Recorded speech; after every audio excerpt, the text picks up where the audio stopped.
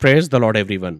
आज के मनन में आप सभी का पुनः मैं स्वागत करता हूं। आज हम पहला कुरिन्थी और उसके 12वें अध्याय की ओर अपने मनन को रखेंगे, लेकिन आइए सबसे पहले हम प्रभु से प्रार्थना करें।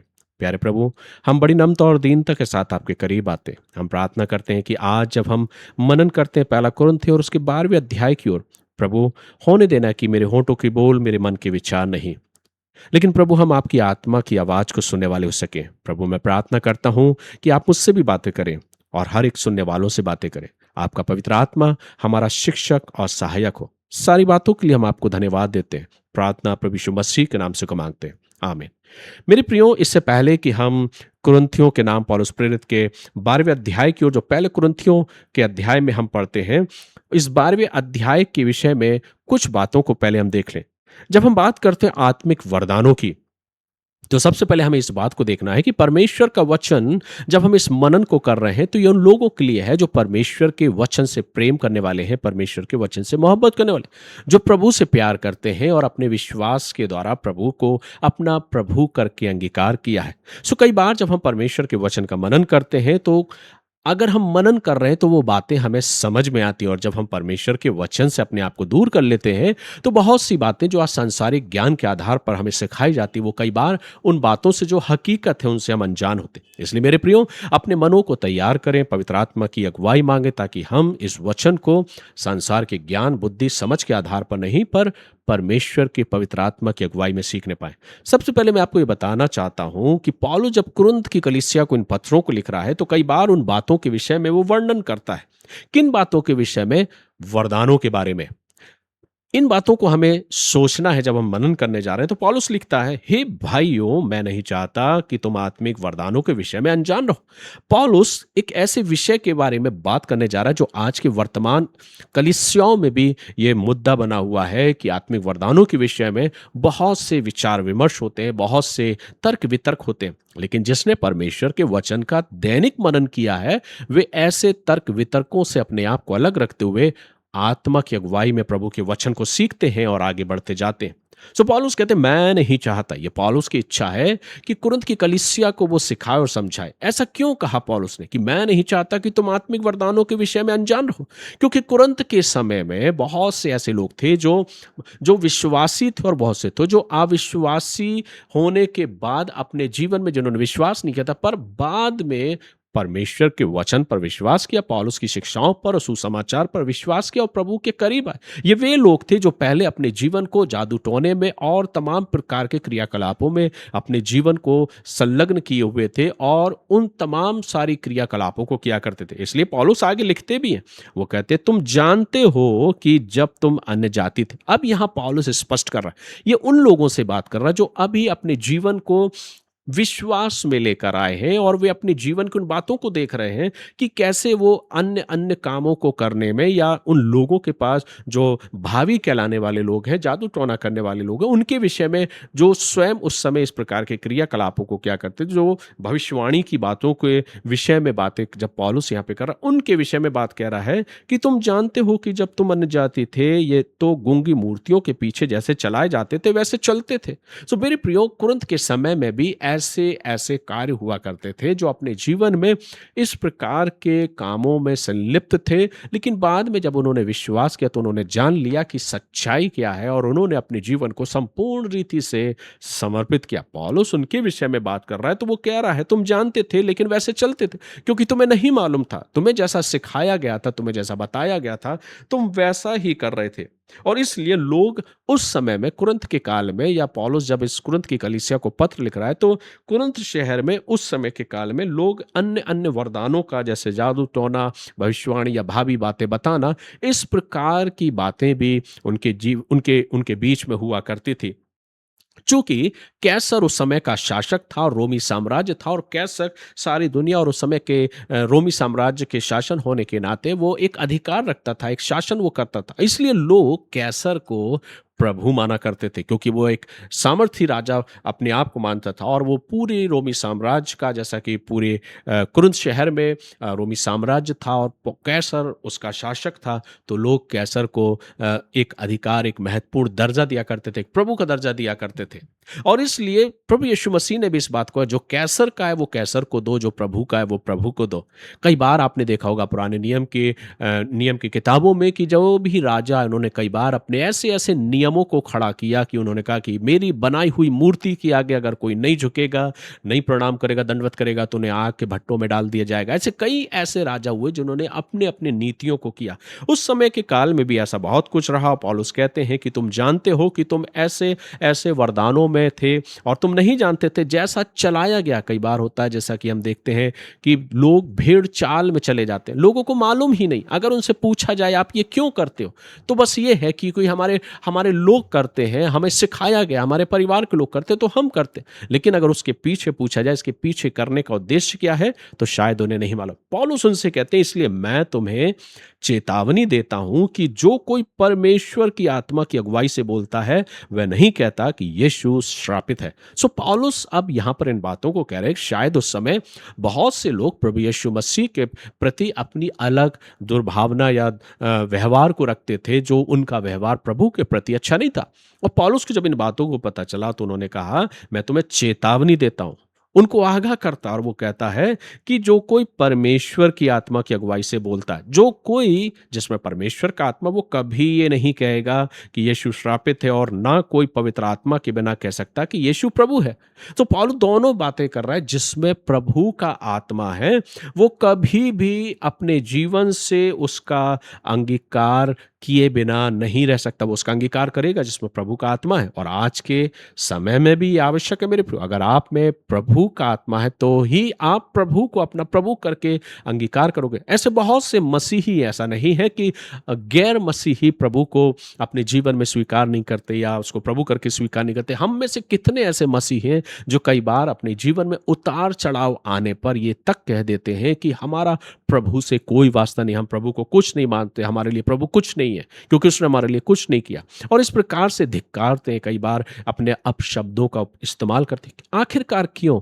क्योंकि उनके अंदर प्रभु का आत्मा नहीं। इसलिए अपने जीवन में एक मसीह विश्वासी होने के नाते इस बात को स्मरण करना है, अगर प्रभु का पवित्र आत्मा आप में है, तो आप कभी भी प्रभु के प्रति, हमारा प्रभु यीशु मसीह उद्धार करता जो मेरा और आपका है मेरे प्रियो, उसके प्रति कभी हम ऐसे शब्दों का चयन नहीं करेंगे। जब पवित्र आत्मा हमारे अंदर से उठा लिया जाता है, तभी हम इन बातों को अपने मुख से निकाल सकते हैं। इसलिए बड़े सचेत और सजग रहे। चेतावनी देता पौलुस इन बातों के विषय में।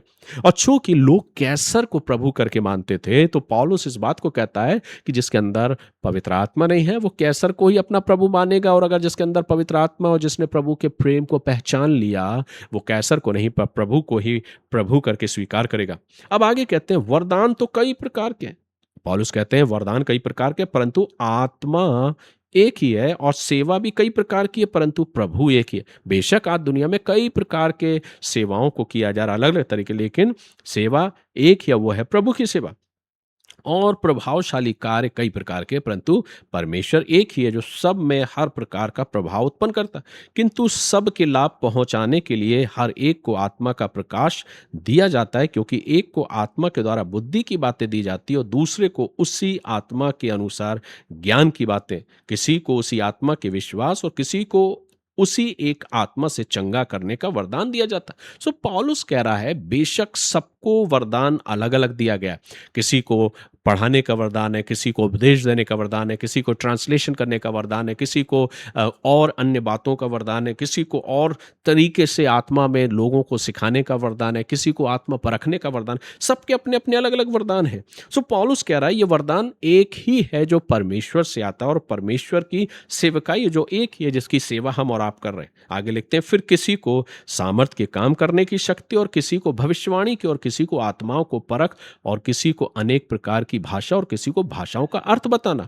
परंतु ये सब प्रभावशाली कार्य वही एक आत्मा कराता है और जिसे जो चाहता वह बांट देता है। सो पौलुस इस बातों को कह रहे हैं, बेशक कुरिन्थ की कलीसिया में, कुरिन्थ के नगर में ऐसे बहुत से भावी अलग अलग वरदान लोग अपने जीवन में वरदानों को बोलते थे कि हमें वरदान मिला है, कि हम इस प्रकार से अपने कार्यों को कर रहे हैं, लेकिन पौलुस उनको अलग भाग करता है जिसमें पवित्र आत्मा का वरदान है। उन्हें ये वरदान मिले हैं और ये प्रभु की ओर से, और प्रभु जैसा कि वचन कहता पवित्र आत्मा जैसे चाहता है वह बांट देता है। सो परमेश्वर का वरदान और दूसरे वरदान बहुत अंतर है। पौलुस एक पूरी लिस्ट वहां पर देता है और वो कहता है सबको अलग अलग वरदान दिया, पवित्र आत्मा ने दिया। ठीक आगे उसका उदाहरण देते हुए उन बातों को कहते हैं कि देह एक पर अंग अनेक, क्योंकि जिस प्रकार देह तो एक है और उसके अंग बहुत से हैं, और उस एक देह के सब अंग बहुत होने पर भी सब मिलकर एक ही देह है, उसी प्रकार मसीह भी एक है। पौलुस यहाँ इन बातों को सिखा रहे हैं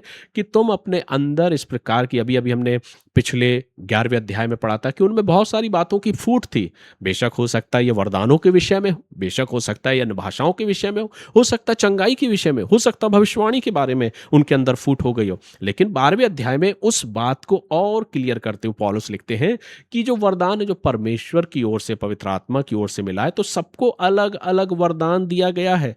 और तब वो स्पष्ट रीति कहते हैं, जैसे देह में अलग अलग अंग होते हैं पर सब अंग एक साथ मिलकर उस देह में बने रहते हैं, ठीक वैसे भी हम भी एक हैं। इसलिए 11वें अध्याय को जोड़ते हुए 12वें अध्याय में वो एकता का परिचय देते हैं कि हम सब मसीह में एक हैं, क्योंकि हम सब ने, क्या यहूदी हो, क्या यूनानी, क्या दास हो, क्या स्वतंत्र, एक ही आत्मा के द्वारा एक देह के लिए होने के लिए बपतिस्मा लिया है। हम सबको एक ही आत्मा पिलाया गया। सो पौलुस कह रहा है बेशक हमारे काम अलग अलग है, कोई ऊंचा कोई नीचा नहीं है, क्योंकि जब प्रभु भोज की बात आती है तो वहां पे पौलुस कहते हैं कि तुम पहले दूसरे से पहले भोजन करके उठ जाते हो। तो कहीं ना कहीं उनके अंदर एक गुटबाजी थी, दलबंदी थी, आपस में मतभेद थे। इन बातों को दूर करते हुए पौलुस कह रहा है 12वें अध्याय में और स्पष्ट करता है, बेशक हम एक देह में अंग अलग है पर देह एक ही है। इसलिए हम कोई क्यों ना हो, चाहे हम यहूदी हो, यूनानी हो, दास हो, स्वतंत्र हो, पर एक ही आत्मा के द्वारा एक देह में होने के लिए बपतिस्मा लिया और हम सबको एक ही आत्मा पिलाया गया। बेशक हम अलग अलग हैं पर हम सब मसीह में एक हैं, क्योंकि मसीह में हम सब एक होकर उस बपतिस्मा को लिए हैं। आगे पौलुस लिखते हैं, इसलिए कि देह में एक ही अंग नहीं परंतु बहुत से हैं। यदि पाँव कहे मैं हाथ नहीं इसलिए देह का नहीं, तो क्या वह इस कारण देह का नहीं? और यदि कान कहे कि मैं आँख नहीं इसलिए देह का नहीं, तो क्या वह इस कारण देह का नहीं है? यदि सारी देह आँख ही होती तो सुनना कहाँ होता? यदि सारी देह कान ही होती तो सूंघना कहाँ होता? परंतु सचमुच परमेश्वर ने अंगों को अपनी इच्छा के अनुसार एक एक करके देह में रखा है। यदि वे सब एक ही अंग होते तो देह कहाँ होती? सो मेरे प्रियो, पौलुस इस बातों को स्पष्ट करा रहा है कि हर एक का अपना अपना अस्तित्व है, अपना अपना स्थान है। कोई किसी से ऊंचा नहीं, कोई किसी से नीचा नहीं। इसलिए पौलुस शरीर के अंगों का वृत्तांत करते हैं और वो ये कहते हैं आज की कलीसिया के लिए भी, ये कुरिन्थ की कलीसिया के लिए नहीं मेरे प्रियो, ये आज की वर्तमान की कलीसियाओं के लिए भी, हमारे और आपके जीवन में ये विडंबना है कि आज इस प्रकार की विचारधारा हमारे और आपके बीच में भी पाई जाती है। हम ऊंचे हैं, तुम बड़े हो, तुम छोटे हो, इस प्रकार की विचारधारा और इस प्रकार की जीवन शैली को हम और आप भी यापन करते हैं। पौलुस स्पष्ट कह रहा है, अभी अभी उसने कहा था अगर तुम इस प्रकार से प्रभु की मेज में होकर सम्मिलित होते हो तो अनुचित रीति से लेते हो। वो अनुचित रीति क्या है जिसको 12वें अध्याय में व्यक्त कर रहा है? वो कहता है कि परंतु सचमुच परमेश्वर ने अंगों को अपनी इच्छा के अनुसार एक एक करके देह में रखा है। इसलिए प्रभु की इच्छा है और उसने देह में रखा। यदि वे सब एक ही अंग होते तो देह कहाँ होती? परंतु अब अंग तो बहुत से हैं परंतु देह एक ही है। सो पौलुस कह रहा है बेशक हम अलग अलग हैं पर हम सब एक हैं। जैसे ऊपर उसने लिखा कि हम सब ने मसीह के नाम में बपतिस्मा लिया है और मसीह में जोड़े गए। आंख हाथ से नहीं कह सकती मुझे तेरी आवश्यकता नहीं, और न सिर पांव से कह सकता है मुझे तुम्हारी आवश्यकता नहीं, परंतु देह के वे अंग जो दूसरों से निर्बल लगते हैं बहुत ही आवश्यक है। और देह के जिन अंगों का को हम आदर के योग नहीं समझते उन्हीं को हम अधिक आदर देते हैं और अब हमारे शोभाहीन अंग और बहुत भी शोभायमान हो जाते हैं। सो पौलुस इन बातों को वर्णन कर रहे हैं, शरीर की तुलना उन बातों से वर्णन कर रहे हैं जो आत्मिक बातें हैं, जो हमारे जीवन में सीखने की जरूरत है कि कोई किसी से बड़ा या छोटा नहीं, सबका अपने स्थान पे अपना अपना वजूद है, अपना अपना स्थान है और सब आदर के योग्य है। इसलिए वो अंगों से उसकी व्याख्या कर फिर लिखते हैं, फिर भी हमारे शोभायमान अंगों को इसकी आवश्यकता नहीं, परंतु परमेश्वर ने देह को ऐसा बना दिया कि जिस अंग को आदर की घटी थी उसी को और भी बहुत आदर मिले, ताकि देह में फूट ना पड़े परंतु अंग एक दूसरे को बराबर चिंता करें। मेरे प्रियो, जब हम अपने अंगों के विषय में बात करते हैं, अगर हमारे हाथ में दर्द है तो हमारा पूरा शरीर भी दुखता है, अगर हमारी आंख में दर्द है तो हमारे पूरे बॉडी को, हमारे पूरे शरीर को दर्द महसूस होता है। पौलुस यही बात को बताना चाह रहा कि तुम आपस में फूट मत डालो, तुम सब एक हो। अगर किसी एक को तकलीफ हो रही तो पवित्र आत्मा के द्वारा तुम्हें दूसरों का दर्द महसूस होना चाहिए। जैसे अंगों में भले एक अंग को अगर दर्द हो रहा है तो पूरा शरीर उसको महसूस करता है। ठीक वैसे ही पौलुस यहाँ लिखते हैं, ताकि देह में फूट ना पड़े परंतु अंग एक दूसरे को बराबर चिंता करें। इसलिए यदि एक अंग दुख पाता है तो सब अंग उसके साथ दुख पाते हैं। अब और स्पष्ट करते हैं, और ये इस बात को बताने का प्रयास कर रहे हैं आज की वर्तमान कलीसिया के लिए भी। मेरे प्रियो, आज भी हम और आप इन बातों को देखते हैं। बेशक हम इन बातों को कई बार नजरअंदाज करते हैं। वास्तविकता यही है कि हम कई बार अपने आप को दूसरों से बेहतर बताने का प्रयास करते हैं, लेकिन पौलुस इन बातों को कहते हैं जो 11वें अध्याय में हमने सीखा है, जो फूट और दलबंदी के विषय में है, अपने को आपको बेहतर समझना। लेकिन पौलुस अब अंगों के द्वारा व्यक्त कर रहे हैं कि हर एक अंग एक दूसरे की चिंता करता है, और अगर एक दुख उठाता तो सब अंग उसके साथ दुख उठाते। अगर हमारे पैर में दर्द है, हमारे शरीर में दर्द है, तो पूरा शरीर, दूसरे अंग भी उस पीड़ा और दर्द को महसूस करते। हमें भी मसीहत होने के नाते, मसीह के साथ जब हम चल रहे हैं तो हमें भी एक दूसरे के प्रति चिंतित रहना चाहिए, एक दूसरे के दर्द को समझना चाहिए। और यदि एक अंग की बड़ाई होती है तो उसके साथ साथ साथ सब अंग आनंद मनाते हैं। अगर एक का सम्मान होता है तो सब आनंद मनाते हैं। इसी प्रकार तुम सब मिलकर मसीह की देह हो और अलग अलग उसके अंग हो। अब पौलुस और स्पष्ट करते हैं, वो कहते हैं बेशक तुम अलग अलग हो लेकिन तुम सब मसीह की देह में हो, और अलग अलग होने के बावजूद भी तुम मसीह में एक हो। आगे लिखते हैं, और परमेश्वर ने कलीसिया में अलग अलग व्यक्ति नियुक्त किए हैं, प्रथम प्रेरित, दूसरे भविष्यवक्ता, तीसरे शिक्षक, फिर सामर्थ के काम करने वाले, फिर चंगा करने वाले, उपकार करने वाले, प्रबंध करने वाले, नाना प्रकार की भाषा बोलने वाले। क्या सब प्रेरित है? क्या सब भविष्यवक्ता हैं? क्या सब उपदेशक हैं? क्या सब सामर्थ के काम करने वाले हैं? क्या सबको चंगा करने का वरदान मिला है? क्या सब नाना प्रकार की भाषा बोलते हैं? क्या सब अनुवाद करते हैं? तुम बड़े से बड़े वरदानों की धुन में रहो, परंतु मैं तुम्हें और भी सबसे उत्तम मार्ग बताता हूं। सो पौलुस यहाँ इन बातों को कहते हैं कि सबको अलग अलग वरदान दिया गया, सबको अलग अलग जिम्मेदारी दी गई, काम सौंपा गया है। तो इसका मतलब ये नहीं कि कोई सबसे ज्यादा ऊंचा हो गया, कोई नीचा हो गया। बेशक आज वर्तमान की कलीसियाओं में इन बातों को हम बहुत आसानी से देख पाते हैं। बेशक इन बात को सुनने में हमें थोड़ा अटपटा लगेगा, कड़वा लगे, लेकिन ये हकीकत है। हम बेहतर बनाने का प्रयास करते हैं, हम सोचते हैं मेरा काम सबसे ज्यादा बेहतर है, मैं सबसे ज्यादा बेहतर हूं। पौलुस इन्हीं बातों को कुरिन्थ की कलीसिया को सिखाता है, जो 11वें अध्याय में भी जिस विषय में उनके अंदर आपसी फूट थी, आपसी झगड़े थे, दलबंदी थी, ये बातें वो थी जो आगे पौलुस 12वें अध्याय में कहते हैं। लेकिन वो लिखते हैं कि बेशक सबको अलग अलग वरदान दिया गया, लेकिन तुम सब वरदानों की धुन में रहो, परंतु मैं तुम्हें और भी सबसे उत्तम मार्ग बताता हूं। अब 13वें अध्याय में पौलुस वो सार देते हैं जो सबसे महत्वपूर्ण है। अभी उन्होंने वरदानों की बात करी, अपने एक दूसरे के सम्मान की बात करी। पौलुस कहते हैं हम बेशक सबको अलग अलग काम सौंपा गया है, लेकिन हम सब मसीह की देह में। और आज वर्तमान कलीसिया को इस बात को सीखना मेरे प्रिय, कोई बड़ा और छोटा नहीं, हम सब मिलकर मसीह की देह में होकर अपने काम को कर रहे हैं। कोई बीज बोता है, कोई उसमें गुड़ाई करता है, कोई जल डालता है, लेकिन बढ़ाने वाला परमेश्वर है। इसलिए हमें अपनी अपनी जिम्मेदारियों को समझना है। किसी को ऊंचा या नीचा नहीं, छोटा या बड़ा नहीं, सबको प्रभु ने अपनी मन मुताबिक और इच्छा के अनुसार सेवाएं सौंपी हैं।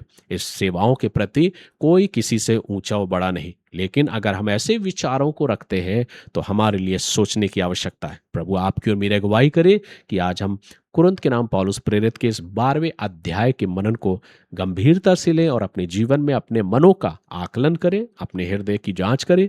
कहीं ऐसा तो नहीं कि मैं अपनी कलीसिया में भी, या मुझे जो जिम्मेदारी दी गई है, मैं अपने उस अधिकार और पद को ध्यान में रखते हुए दूसरों को या दूसरे की सेवका या कार्यों को तुच्छ मानता हूँ या समझता हूँ, जैसा कि कुरिन्थ की कलीसिया में था, जो 11वें अध्याय में हम देखते हैं। इसलिए प्रभु हमारी अगुवाई करे कि हम ऐसे गंभीर अपराधों से अपने आप को बचा के रखें और प्रभु के उस प्रेम में और उस सेवा को लगातार करते जाएं, हर एक का सहारा बन के हर एक को आगे बढ़ाते हुए, ताकि हम नहीं पर मसीह की देह उन्नति करने पाए। प्रभु इन वचनों के द्वारा आप सभी को बहुत अधिकाई की आशीष दे। God bless you.